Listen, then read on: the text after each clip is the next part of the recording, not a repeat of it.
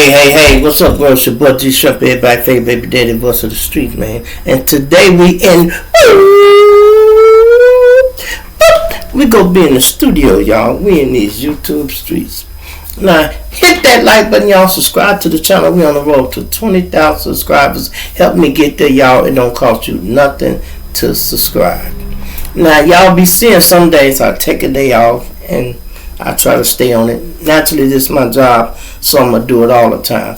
But I was just scrolling through YouTube and stopped for a few seconds and listened to Candace Owens, right? And I'm glad to hear this out of her mouth, y'all, because I thought I was the only one doing this or going through this, y'all. Listen to this. A meaningful story for all of us content creators and also for the audiences that watch us and invest in us, because I have to tell you something, it is not easy to produce an interesting show 5 days a week. Okay, there are days when you really don't want to do it, you're not feeling that good, whatever it is that's going on, and you're like, there's nothing to talk about. And so for any podcaster that is committing to that, they are working tremendously hard. Understand, they are working tremendously hard because they don't want to let their audiences down. And whether that's Tucker Carlson on Fox News or Brett Cooper on YouTube, they're doing it because they love it, and the reward is obviously the audience. The reward is that you guys come back. The motivation is you guys. So if we cross over into a different season of our respective lives, there's always this feeling like, okay, it's man versus corporation. It's David versus Goliath. It's, okay, did people just invest in the corporate? That's enough. I just wanted you to hear her say it is not easy, y'all, to produce a YouTube channel 5 days a week and make it interesting. That's why some stories you gonna be more invested in than others, y'all. That's the only thing I want y'all to hear. Now let's start, y'all. Julio foollio, y'all. They caught the last killer in his murder case, y'all. They caught the last guy finally. He was on the run. His name was Davion Murphy, y'all. Davion Murphy from Jacksonville, Florida, y'all. They finally caught him. Would you believe how they caught this man, y'all? The man had the nerve to still be on Clubhouse arguing with some of his ops. And I don't know if he was paying attention when he was arguing with somebody.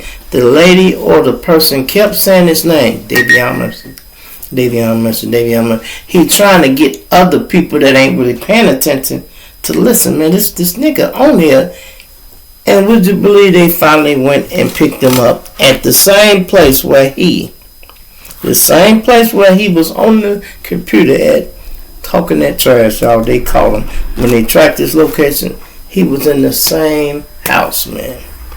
I couldn't believe that. Now, he been on the run for 6 months, y'all.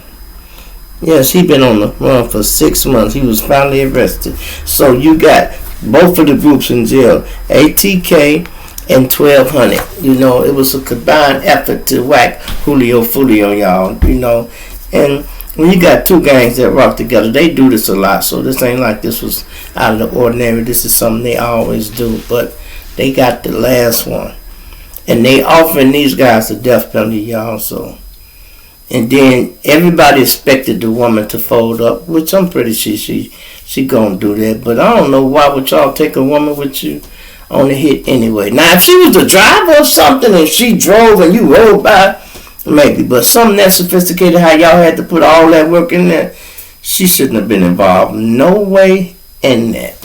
Especially when you got 4 other niggas you can depend on, plus yourself. You did not need her.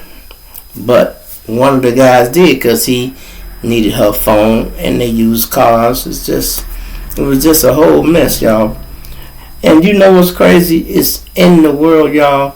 We are getting so used to death. I'm trying to notice that people die every day, and it's like, oh, okay, well, you know what's the name died? Okay, what time you going to earn lunch today? It's like it's too normal for us, y'all. It's too normal for us. And I'm like, wow, I understand it. I grew up in that shit, y'all, and we might have did things different. It's worse with the social media. See, we didn't tell what we did and how we moved. A lot of people didn't know. Maybe some women may assume, her brother them may assume who it was, but they never could put their hand on it. That's why a lot of the OGs are still out for shit that they did, because they didn't run on TV blabbing their mouth about it. You know, these young boys, this is how they get their stripes. They don't want to get their stripes in the street. They want to get theirs off social media, talking about what they will or have done in the street. And I don't think it make no sense, you know. If you done got away with something, you need to be quiet. And Lil Durk is a perfect example. I can't believe Lil Durk was that stupid, y'all, and spoke on every time they killed somebody. He put it in a song, y'all. He put it in a song. And that's crazy, man. So, Lil Durk, right where he wanted to be, he worked so hard to get there, y'all. He worked so hard. So, hit that like button, man. Subscribe to the channel, man. That's for Lil Durk working so hard to get to jail. You throw rocks at the penitentiary. That's what the old timers used to say. You throwing rocks at the penitentiary, eventually you go break a window, man. And they go come get your ass.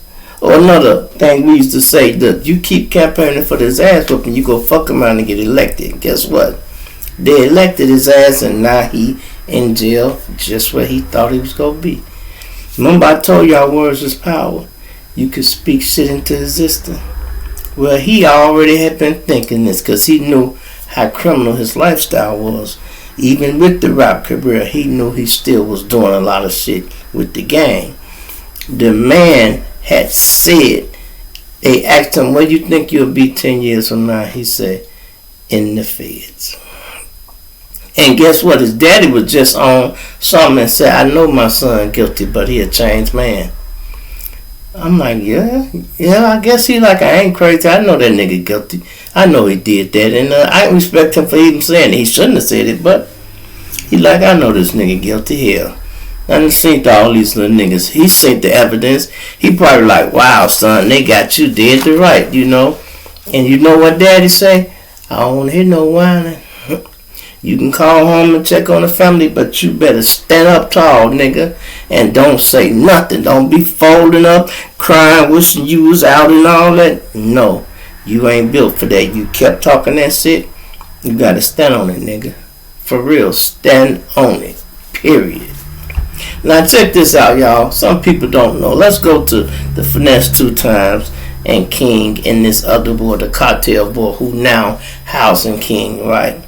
And I agree with Finesse. The boy is kind of using him to a certain extent. He filming him, and his YouTube channel is going up.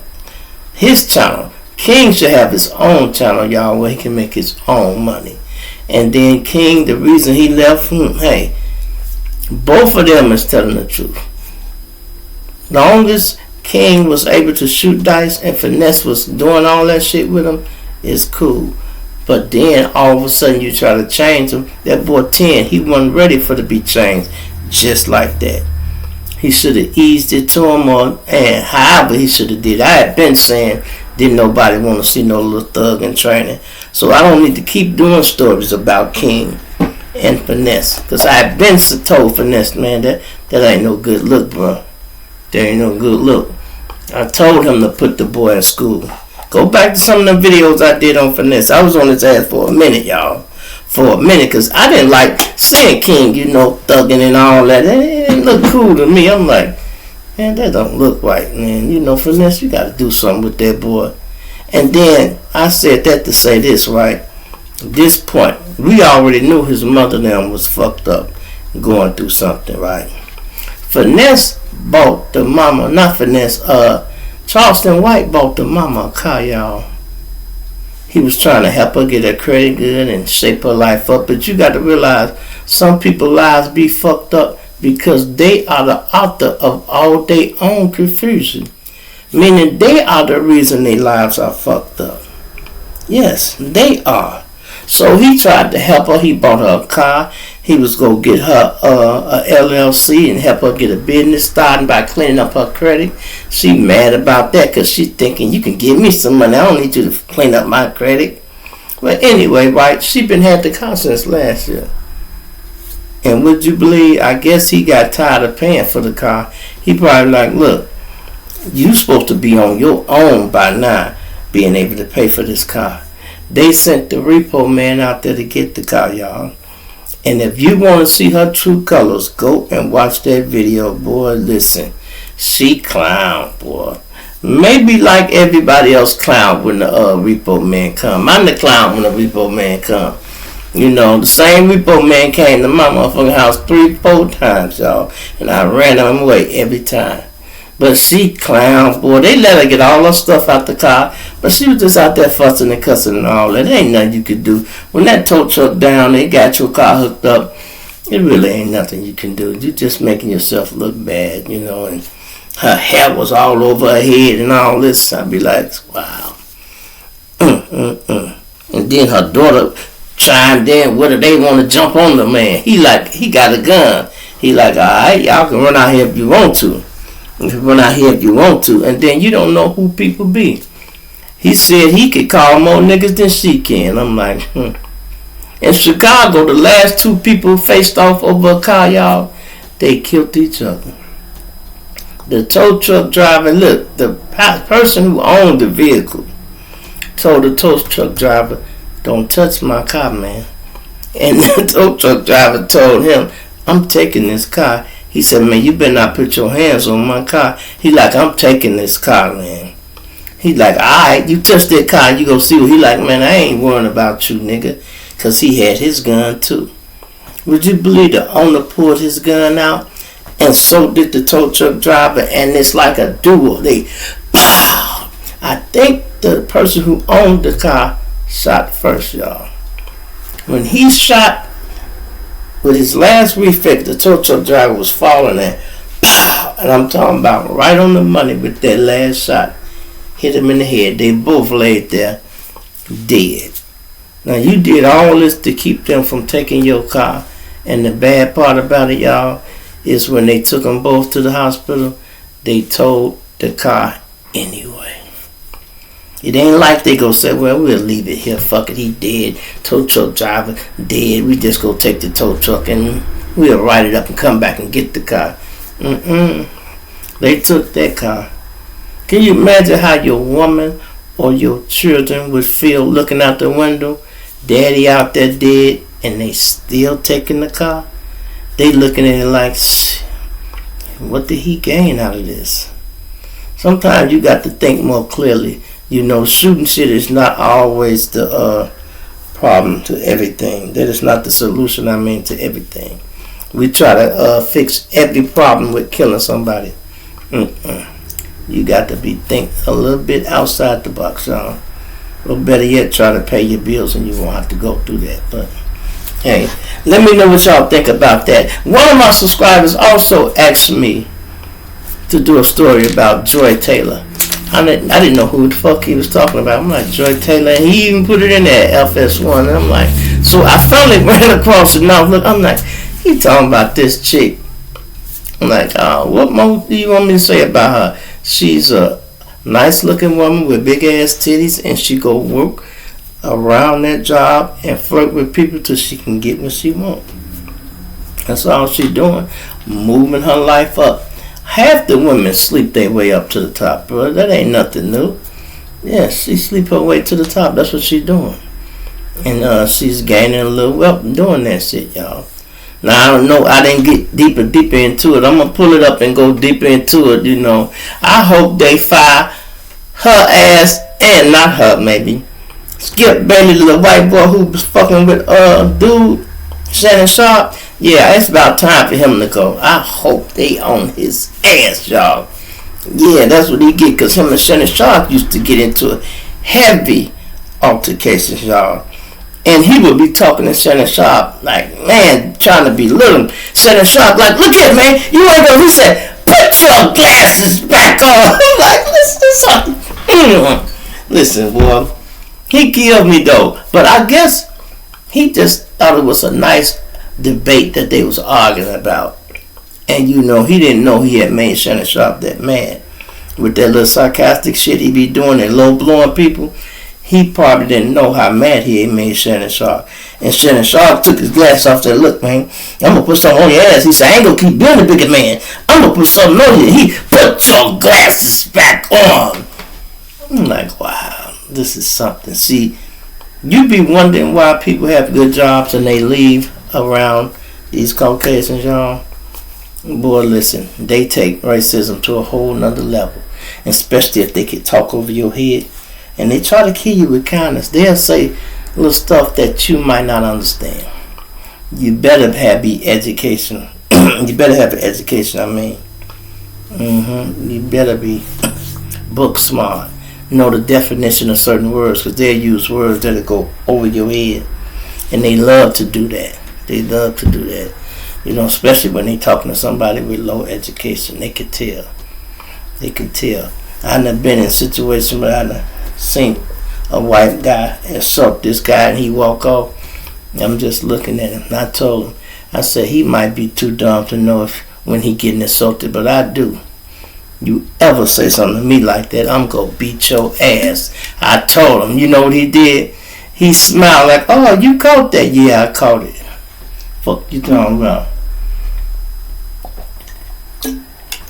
Some people don't be paying attention. And I say this a lot, y'all. If you don't know what a word means, ask somebody what it means. You cannot continue a conversation when somebody used the word and you don't know the meaning of it, because you don't know how to finish the conversation. You need to stop and say, hey, what that word mean? And then when they tell you, you can answer correctly. Oh, no, I don't want to do that. No. Don't be letting people talk over your head, y'all. Yeah, hit that like button, y'all. Subscribe to the channel, man. I can't wait till the weather start breaking, y'all, so we can go out and do some videos in the street. I'm going to take y'all downtown. A lot of shit we got to do, y'all. We going to be moving around a little bit. I got some help. Some people going to help me do a few things. And we going to try to get it popping, y'all. We all on the way. All the way. We on our way to 20,000 subscribers. I see the number going up, y'all. I just be trying to keep it in there because people be wanting to hear you say it. Well, I won't say want to hear you say it. They actually do it. And let me just say this to some people who really ain't computer literate and things like that. If I tell you to hit the subscribe button Monday, and I say it again Tuesday, you don't have to hit it again.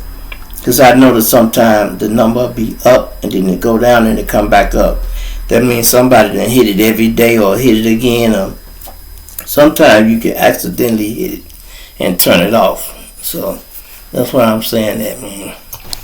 Yeah, let me know what y'all think about this situation, man. The man, I can't believe that Julio, the last man, how they caught him. Would you believe he was in Jacksonville, y'all? He wasn't even running. He was probably at some chick house that didn't nobody really know.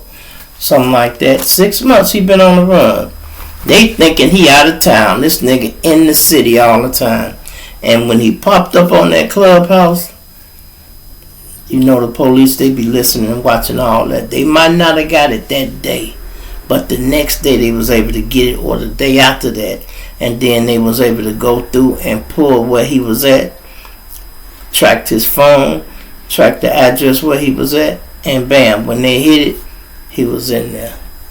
That's the crazy part. I don't understand what some grown ass men will get out of arguing on Clubhouse. You know what I mean?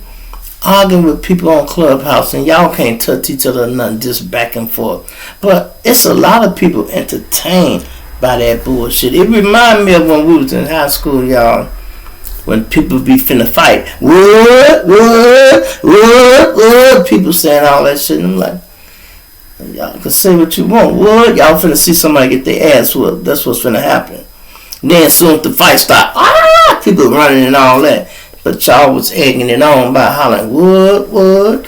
Or do y'all remember the food fights? At Calumet, we used to have food fights. Niggas get the beating on the table. Boom, boom, boom, boom, boom, boom, boom, boom. And then somebody had to holler, food fight! And I've been in a few of them. It's fun until a damn fool throws something that shouldn't be thrown. Now you got paper and shit off the tray, bread, bologna, whatever they serving. That's cool, but I seen the nigga throw a whole tray one day, y'all. Fuck this girl up, man, and we beat his ass, y'all. You hear me? We beat his ass, man. But anyway, I'll finish that later. I'm going to hit that like button, subscribe to the channel, man. I'm out of here.